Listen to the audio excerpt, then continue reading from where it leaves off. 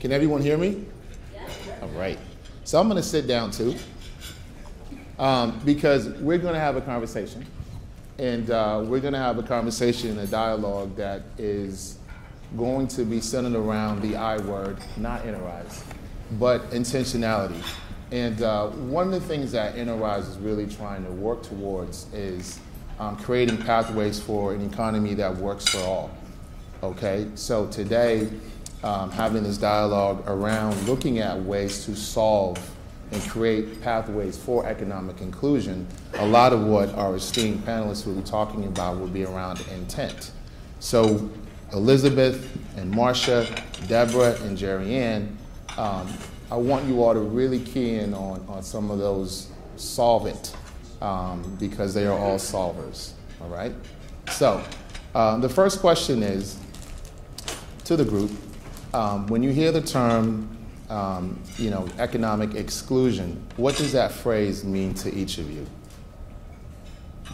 Elizabeth? I'm Elizabeth Reynoso. I'm an Associate Director for Public Sector Innovation at Living Cities. And this question of generational economic exclusion, we've heard a lot of stats today about home ownership and the gap between blacks and whites, black and browns and whites. Also business ownership, which many of you are very, very familiar with. And so barriers to housing, education, and employment, are all the proxies for the accumulation of wealth. And so when you think about the fact that even if a black family with a graduate degree, when you compare them with their white counterparts, that black family will earn $200,000 less in wealth than the white family. And so so for me, it means that generational economic exclusion stemming back from like the 1930s, the redlining that we heard about earlier today, there are still continuing ramifications of that. And so that's what we're here to solve. Good afternoon. I'm Marcia Murray. I'm the Interim Director for the Office of Business Opportunity in the City of Houston.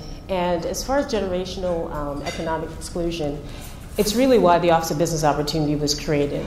That lack of opportunities to create a legacy of wealth or just sustain financial stability in disenfranchised communities is really what the Office of Business Opportunities is solving for.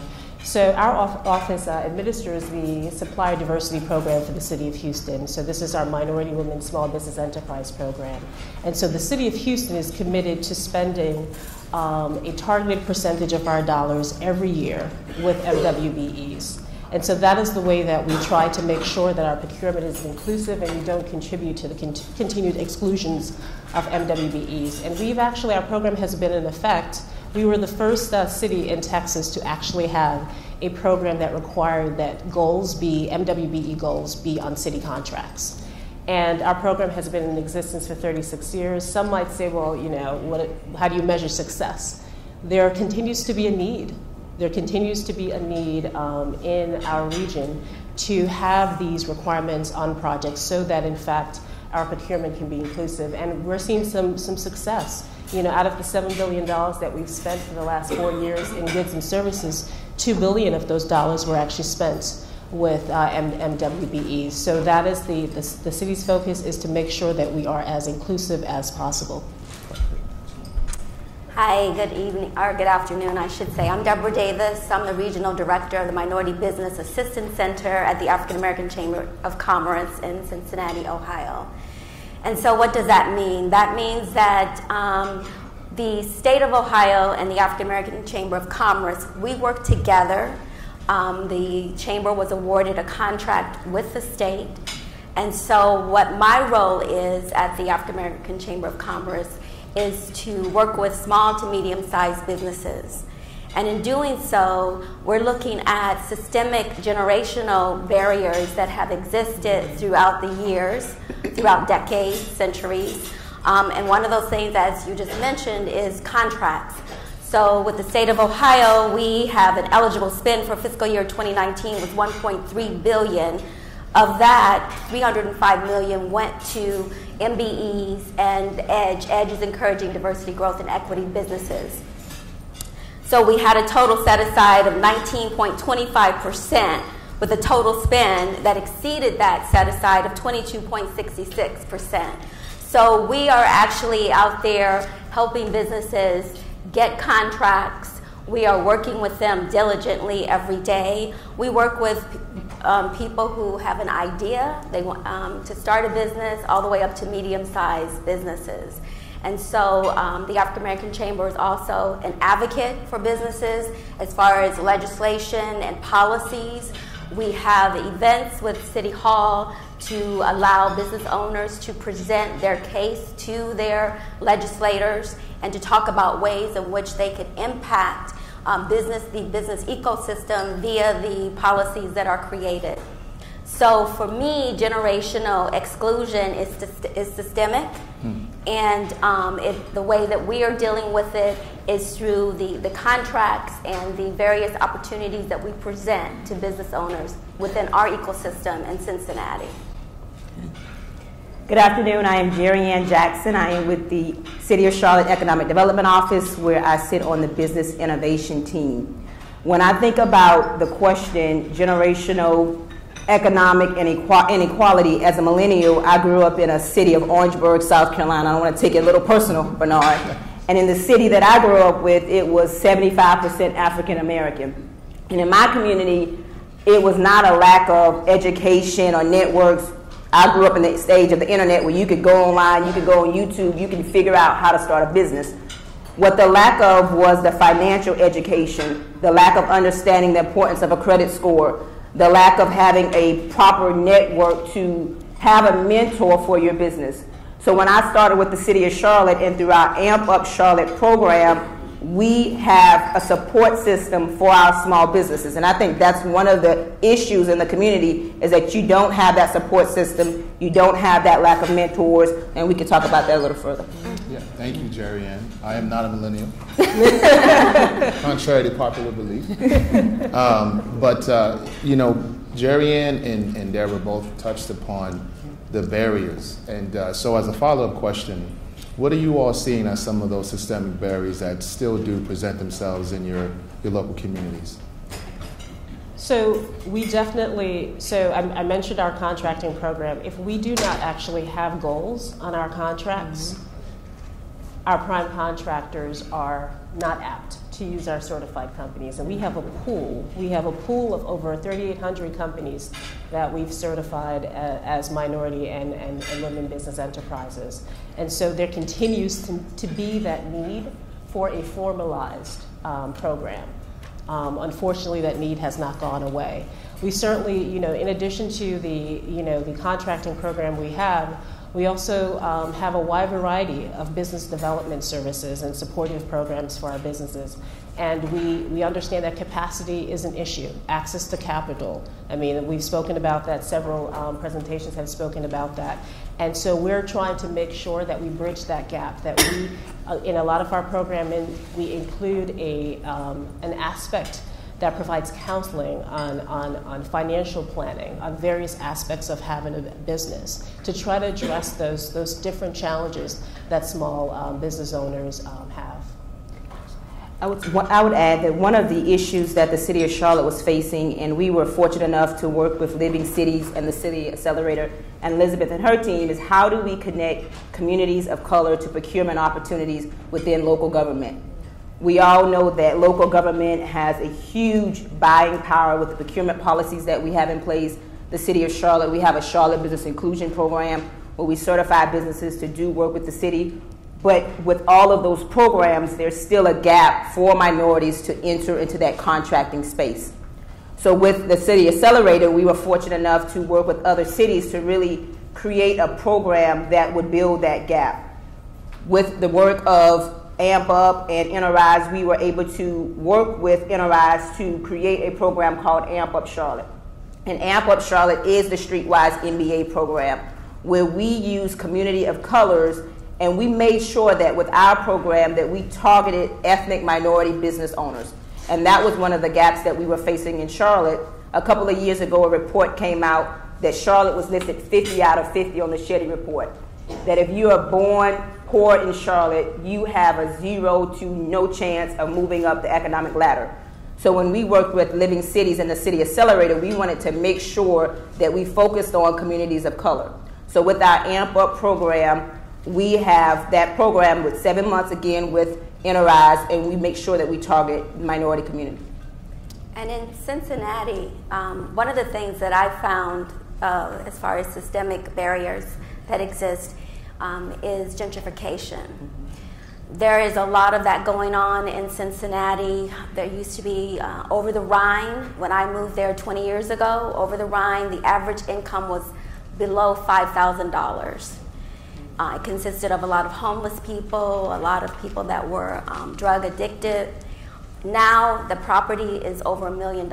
You can't even, the people that live there have been displaced. They no longer are in that community.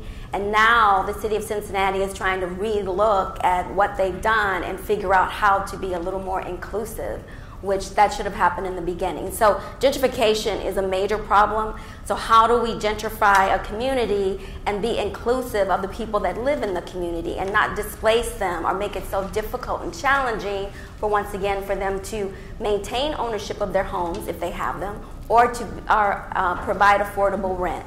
So that is another issue. Another issue in Cincinnati is transportation. The infrastructure is not there. So you have jobs that are out in the suburbs, you have people that live in the city, they can't get to those jobs.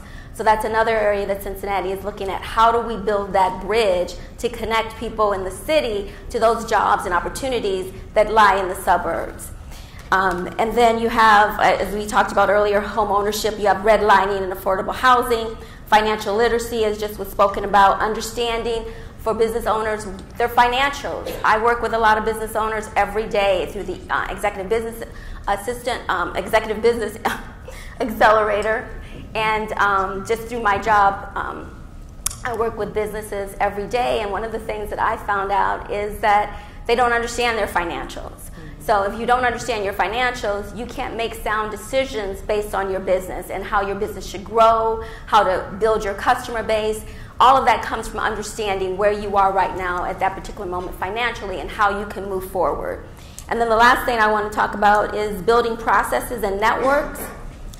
That's very important, and that's one of the things that the MBAC program, Minority Business Assistance Center program, and the African American Chamber, we work together in building those networks and providing those resources for the businesses that we represent in the greater Cincinnati area, as well as the 17 counties that the Minority Business Assistance Center manages as well. So those are some of the things that are going on in Cincinnati. Sure. And then Elizabeth, as a follow-up, the work you do with Living Cities and the Accelerator program, can you share with the group just some of the best practices and outcomes that you have seen? Sure, definitely. So for those of you who don't know, Living Cities has been around for a couple of decades, and we believe that all people in U.S. cities should be living with economic security, building wealth, and living abundant, connected, and dignified lives. To do so, closing racial income and wealth gaps is urgent.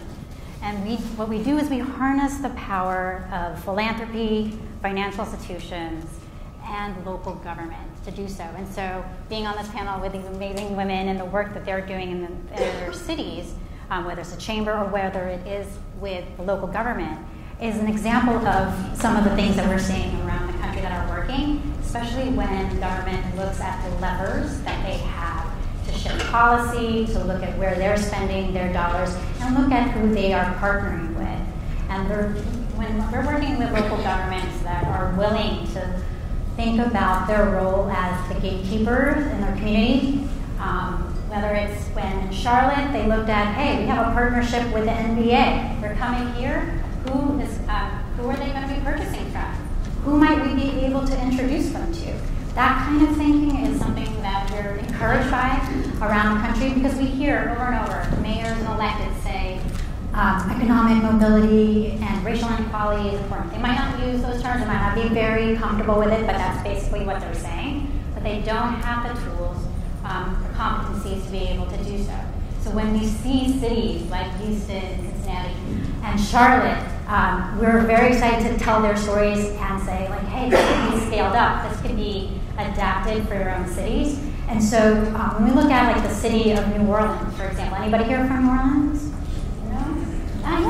Great, good. So in the city of New Orleans, 40% of the businesses are owned by black folks. And so, but only 2% of receipts of the private sector go to those businesses. Clearly something's wrong.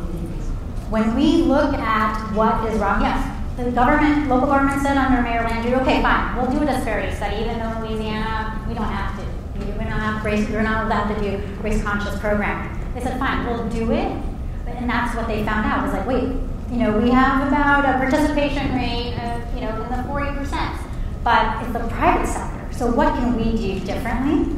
So what the New Orleans Business Alliance decided to do was like look at their ecosystem. And they said, okay, great, on paper, it looks wonderful. Look at all of these organizations. Look at all of the services from startup to scale up. It looks great on paper. But then when they talked to the people that they were referring to these organizations and asked them, like, so what kind of service did you get? What did you do? Did you get the financing that you needed? They would see over and over again the same people coming back to them saying, I'm still getting that 101 level kind of training, not taking me to the growth level. Or, no, I didn't get into that incubator or accelerator program. So with them, what we did was kind of track, okay, well, who are those people? There's a pattern here that most of these folks are black and brown, that are not getting into these programs, or not getting that kind of support. So though the ecosystem might seem like it has the infrastructure and all the connections, when you look at the outcomes, and when you ask for those outcomes with disaggregated data, that's where you see the difference. And so what we did, and I can tweet it out and share it, is that we did a map of that, of like, what does the ecosystem look like for a white man in New Orleans, a white business owner, and a black business owner. And you can see the difference of the type. It's not just access. It's actually intentional inclusion that's necessary, and then policies and money that goes behind it. So what New Orleans Business Alliance, along with our partners, decided to do was look at all of the gaps in that ecosystem for black males. We didn't even get to like doing what it looks like for black females and others. But when they just did that, they said, okay, alone, we need an executive education program targeted for these folks. And what they found was the first people that wanted to jump into the program were second and third generation black business owners. And they were like, wait, we didn't know that you needed this. They're like, it's not here. It's not here. So they went to Tulane and they went to Xavier and they said, can you create a program? They're like, oh, we have one for them. Like, who are your graduates? And they had to realize, like, no, I guess we have not been surveying them. So they developed a curriculum with capital as well. That all of the businesses, the private sector folks, they brought together and said, hey, so what's the reason? Why can't you find more folks into your pipeline? They're like, they don't exist. You've heard that all before, I know.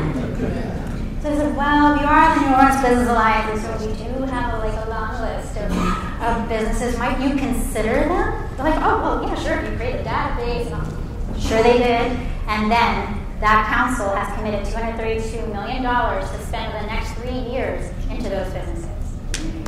So, I mean, when you put together the data, and you say the city has already done this, you can do it too, they can't ignore it. And so it's making the invisible visible and having even outsiders, folks who are like, we're neutral. Hey, but you guys brought this to us. It's when cities bring this to us and say, this is what we're facing, this is what we're doing, tell us, is there anybody else doing it better? Can we do this together? So collectively, Living Cities can use its power to provide like a political cover to take these types of risks together with city leaders.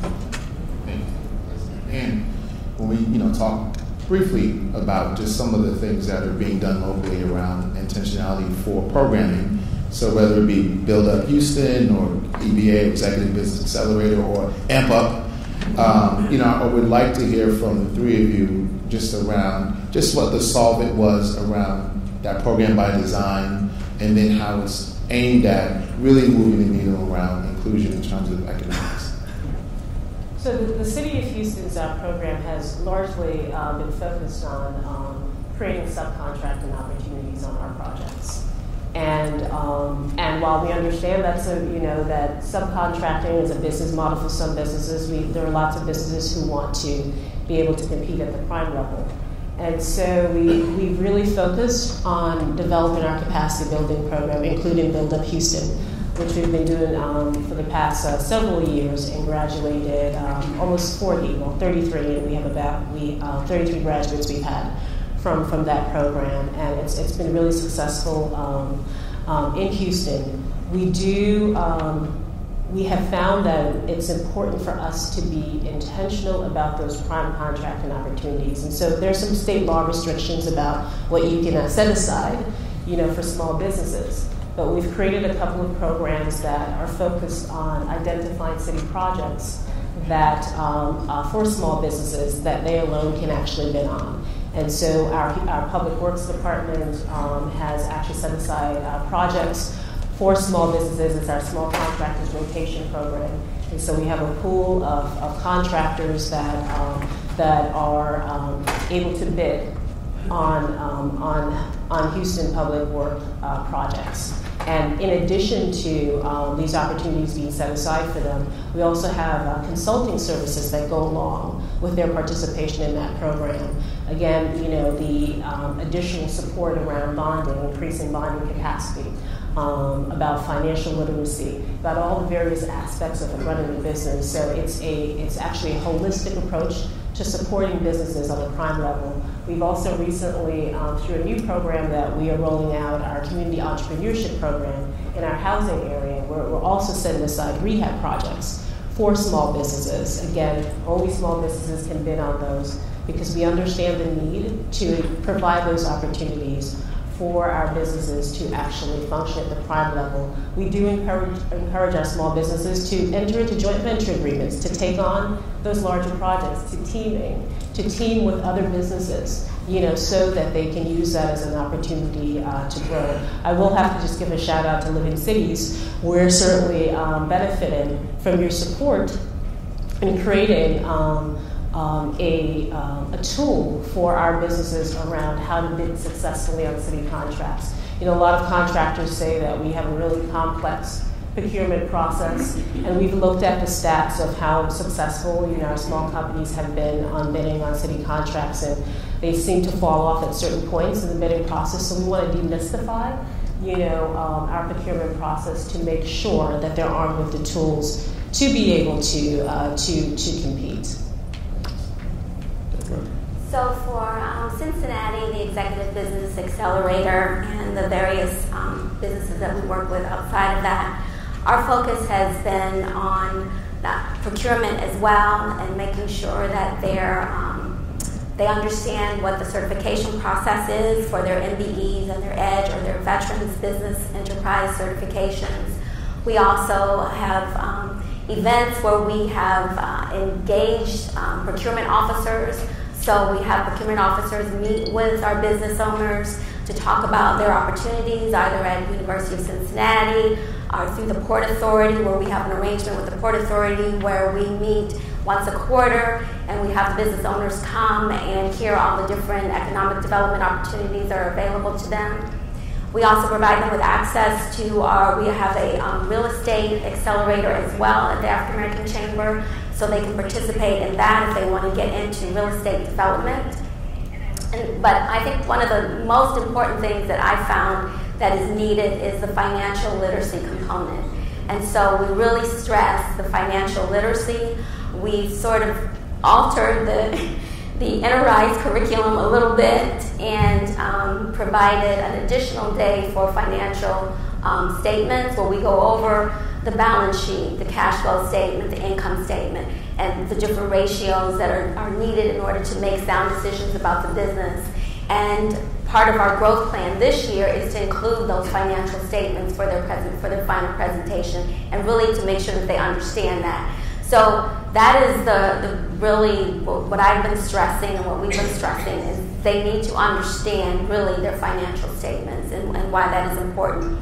And as the Chamber and the Minority Business Assistance Center program, we are also doing some research on a new project, which is financial literacy and entrepreneurship, and looking at incorporating that with starting it in College Hill, which is an area that is in need, and targeting a high school as well as the business owners within that community to provide mentorship to the high school, and then we will also work with the businesses to help them grow and scale their business. So those are some of the things that we're doing.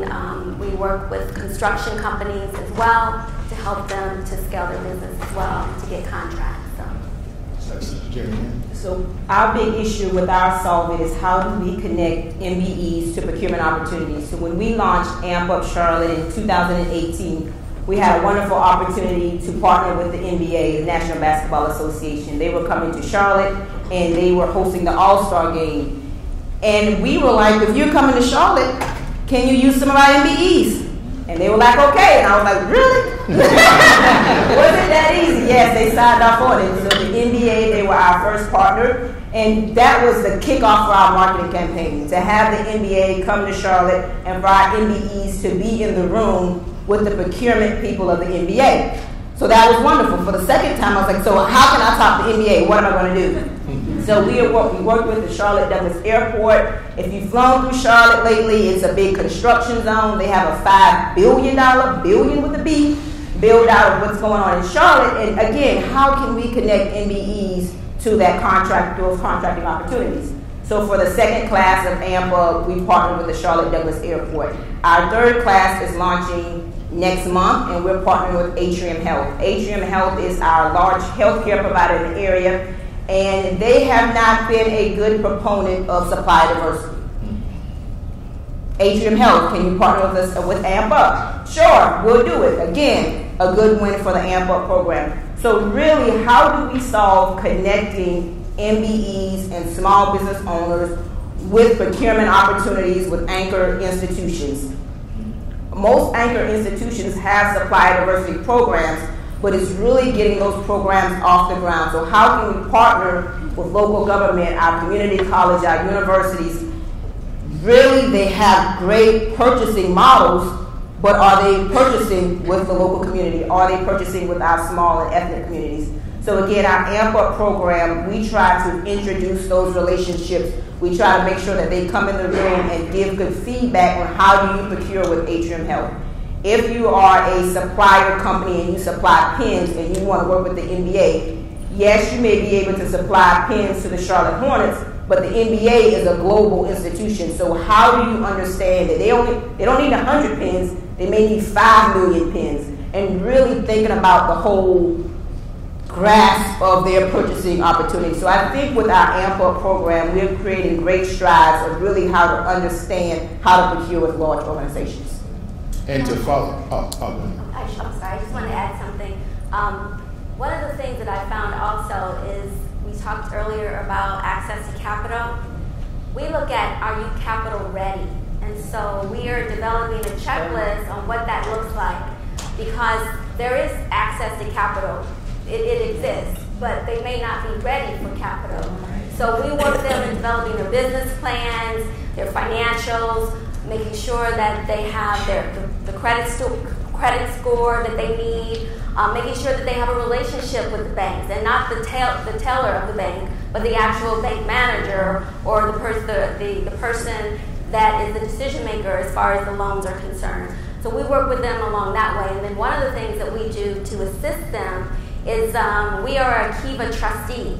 So being a Kiva trustee, we're able to give loans from $500 to $10,000 to business owners who need to purchase supplies, or they need to have a certain amount of money to launch a prototype, or for example, we just gave a $9,500 loan to Manny Ado, who has created shea butter. He has shea butter. He is now in over 1,000 Kroger, well, actually 3,000 Kroger stores across the country.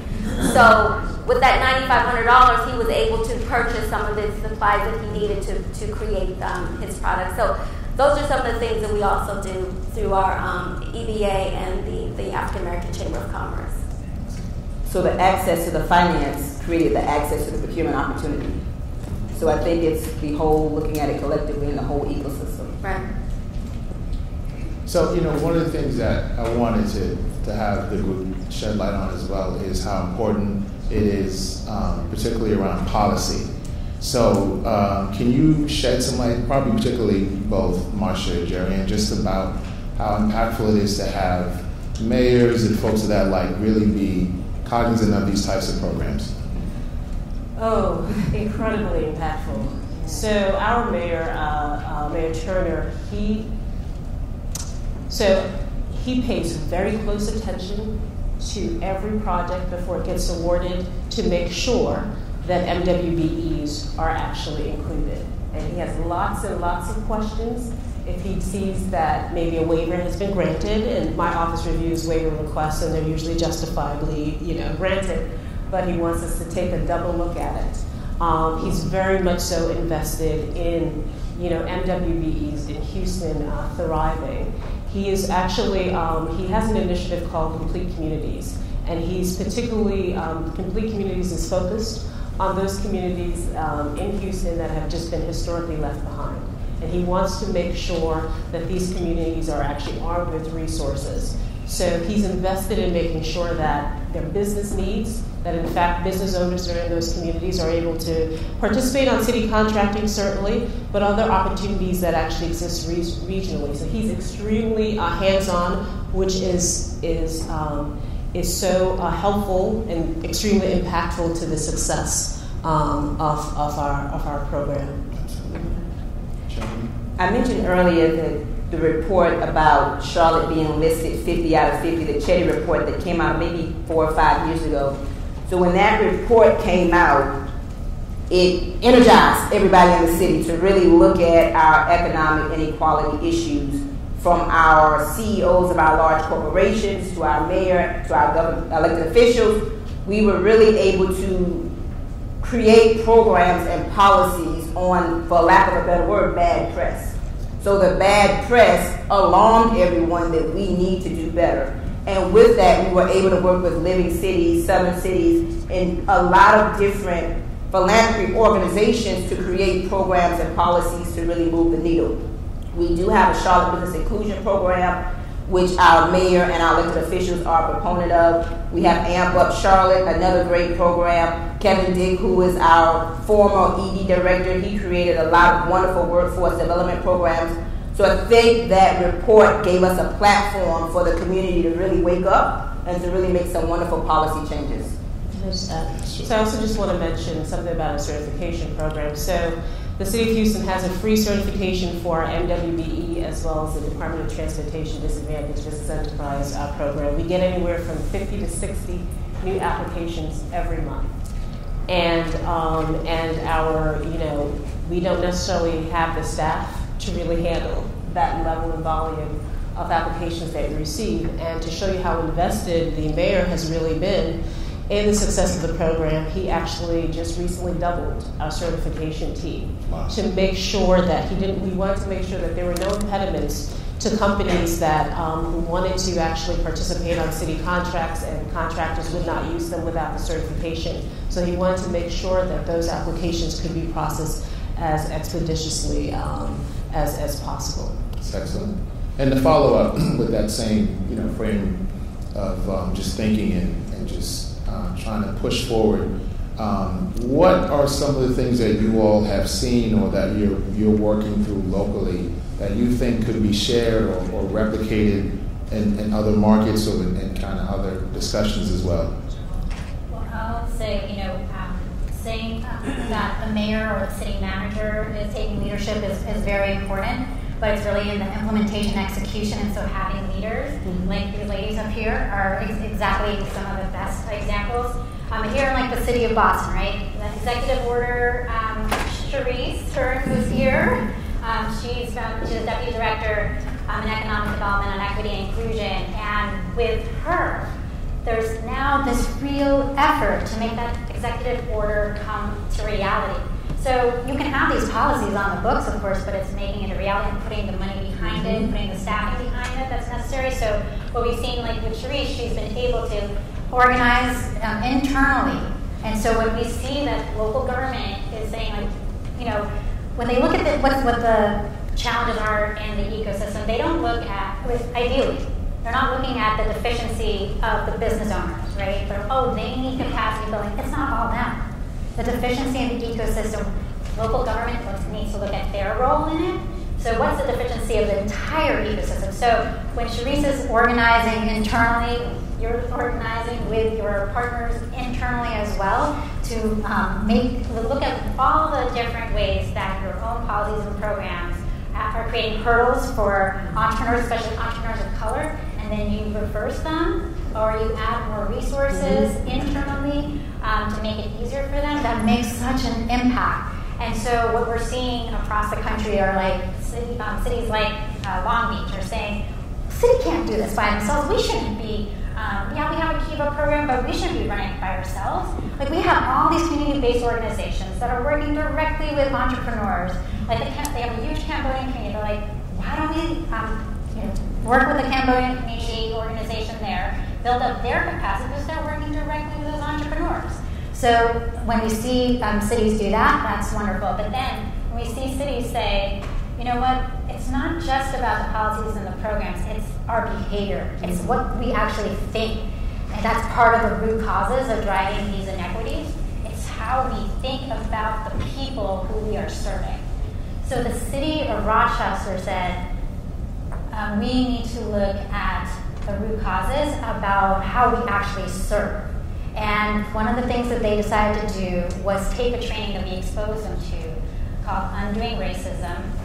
There's lots of trainings around the country. This one in particular was taught by the People's Institute for Survival and Beyond. They took this training just themselves and they said, oh my gosh, we got to bring this back to our community.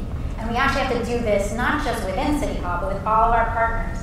And the City of Rochester then required that any of the service providers that they would be working with, providing a pipeline of entrepreneurs to work with, would have to go through this training so that they would have a shared language, a shared understanding of the root causes of inequity, so that they wouldn't once again be saying it's the fault of the entrepreneur without considering what have we done as a city to reinforce the redlining, to reinforce the barriers to education, to reinforce the challenges in getting loans and financing. What can we do differently? So that thinking and behavior change that was necessary is something that we're very excited about, working with cities that say we have to change the way that we think and the way that we're behaving, and marry that with strategies like many of the ones that you're hearing here, ones in your communities, because without that, then we're not going to get to the root causes. Sure.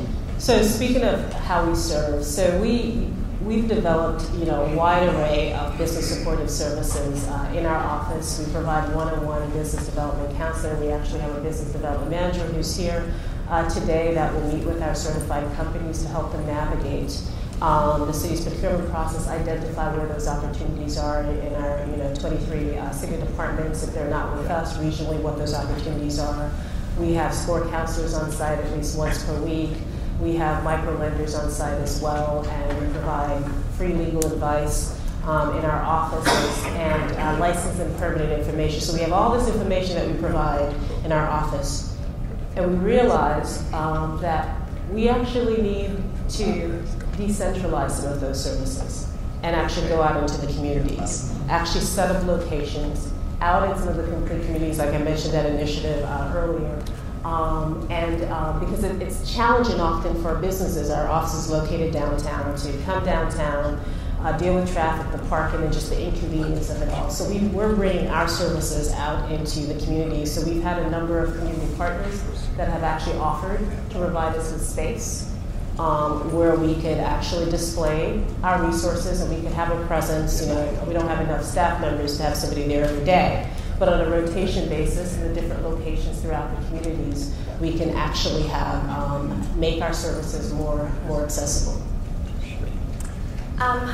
One of the things, a couple things that we're doing at the African American Chamber of Commerce is that we recognize that it's important that small businesses have an avenue to promote their business. And a lot of them don't have the revenue in which to provide those services for themselves. So we have 2 radio shows. One is the Resource Network and one is Rise to Shine. The Resource Network is the radio show that I host every Saturday, and we invite business owners to come on. We invite resource partners to come on and talk about the resources that they have available to business owners. The business owners come on and talk about their services and also the resources that they use in order to help launch their business or grow their business.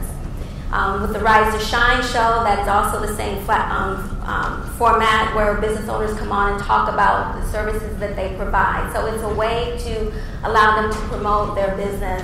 With the resource network, that is on the World Wide Web, so it's heard throughout the world. So that's a great platform for them. As a state program, the MBAC program that I run for the state and the African American Chamber of Commerce, we have a procurement department. And we utilize that and the resources that we have there for all of our business owners, whether they're in the EBA program or they're through the MBAC or the African American Chamber of Commerce.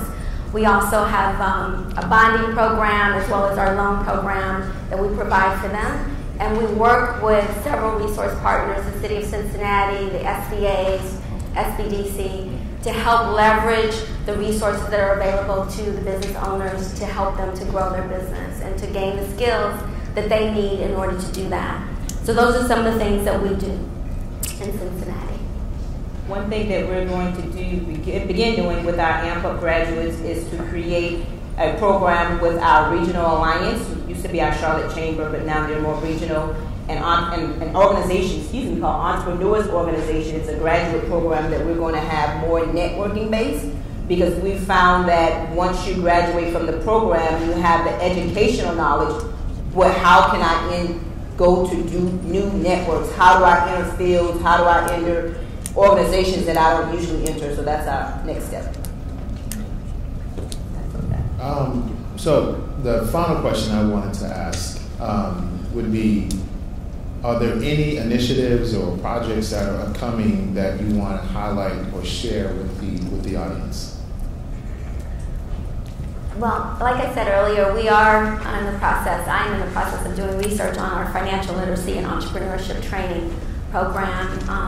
There is a lot of interest in Cincinnati with various funders who are interested in the idea of going to various communities, high-risk communities, and reaching out to the high schools to teach them about financial literacy and entrepreneurship. The goal is to teach them financial literacy and then take those skill sets and apply that to them actually working on and developing a business, so they can see how the skills that they learned in financial literacy is being applied in the entrepreneurship arena, as well as working with business owners within that particular community to work as mentors, and then we would also provide services to those business owners to help them to grow and launch their business to the next level.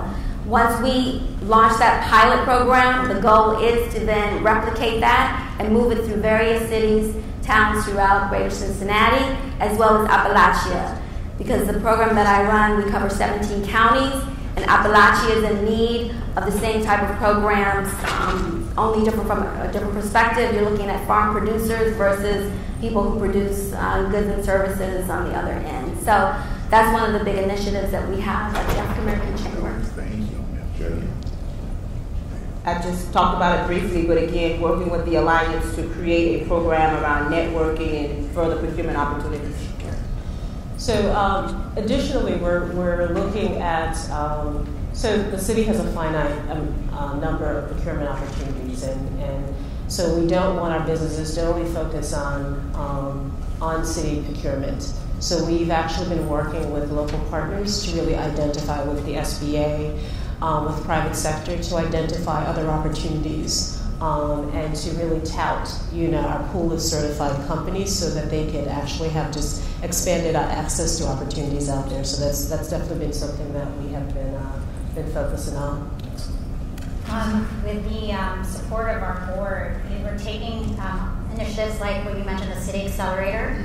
Those of you who want to learn more about what Jerrianne is talking about in support of other cities, make this resource available to you. But the City Accelerator is only one initiative supported by City Foundation that we've launched to address closing racial income and wealth gaps. And what we've learned over time is that these 12, 18-month type of initiatives don't really get to addressing the root causes because they require a longer investment and a longer change. And so this year we're launching the Closing the Gaps Network. It's a network that is to address some of the hunger that we're hearing from folks in the field, and what we hope is that up to 30 cities who want to commit to closing racial income and wealth gaps will partner with us to be part of this network, where they will be able to build their own competencies, address their racial histories, and marry that with strategies like inclusive procurement, like building inclusive economic ecosystems, like building home ownership. And we're partnering and learning from folks like the Government Alliance for Racial Equity, Policy Link, National League of Cities, and ICMA as well, because they have these types of programs. As we were saying, we're working in cities, but we're not leveraging each other's investments and resources as well. So how can we coordinate better? So what we hope is that cities like all of yours will consider what it would mean to be part of a community of practice of leaders who are committed over the next 10 years to see closing racial income and wealth gaps in your cities. So stay tuned. So again, really great to be able to hear perspectives from a group of individuals that are really committed to intentionality and really being supportive and game changers locally. So for Elizabeth, Marcia, Deborah, Jerrianne, we really appreciate you all being able to share your best practices and your knowledge about what's actually working locally and what still needs to be done. So thank you for your time.